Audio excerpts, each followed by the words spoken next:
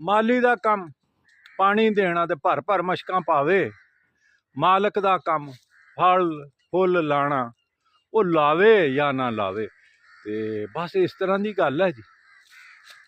ਪਪੀਤਾ ਵੈਸੇ ਮੈਂ ਨਹੀਂ ਇਹਨੂੰ ਪਾਣੀ ਲਾਇਆ, ਲਾਣ ਵਾਲਿਆਂ ਨੇ ਲਾਇਆ, ਤੇ ਜਿਨ੍ਹਾਂ ਨੇ ਲਾਇਆ ਬਥੇਰੀ ਇਹਦੀ ਸੇਵਾ ਕੀਤੀ, ਸਭ ਕੁਛ ਹੈ। ਅੱਜ 16 ਹੋ ਗਈ ਜਨਵਰੀ 2025 ਦੀ, ਤੇ ਹਾਲਾਤ ਇਹ ਆ ਕਿ ਕੋਰਾ ਜਿਹੜਾ ਨਾ ਉਹਨੇ ਤਾਂ ਚੀਕਾਂ ਕਢਾਤੀਆਂ ਇਸ ਫਸਲ ਦੀਆਂ, ਸਾਰੀਆਂ ਦੀਆਂ ਕਢਾਤੀਆਂ, ਚਟਾਲੇ ਵੀ ਮਰ ਗਏ।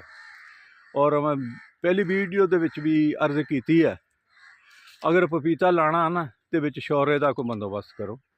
ਔਰ ਬਹੁਤ ਸਾਰੀਆਂ ਜਿਹੜੀਆਂ ਫਸਲਾਂ ਨਾਲ ਆਮਦਨ ਦਾ ਜ਼ਰੀਆ ਵੀ ਬਣਦੀਆਂ, ਨਾਲ ਸ਼ੌਰਾ ਵੀ ਦੇ ਰਹੀਆਂ। ਬਹੁਤ ਬਹੁਤ ਸ਼ੁਕਰੀਆ। ਹੱਸਦੇ ਰਹੋ ਤੇ ਵਸਦੇ ਰਹੋ, ਸ਼ਾਦ ਰਹੋ ਤੇ ਆਬਾਦ ਰਹੋ। ਅੱਲਾਹ ਤਾਲਾ ਆਸਾਨੀਆਂ ਅਤਾ ਫਰਮਾਏ ਔਰ ਆਸਾਨੀਆਂ ਬਣਨ ਦਾ ਸ਼ਰਫ ਅਤਾ ਫਰਮਾਏ। ਪਾਕਿस्तान जिंदाबाद।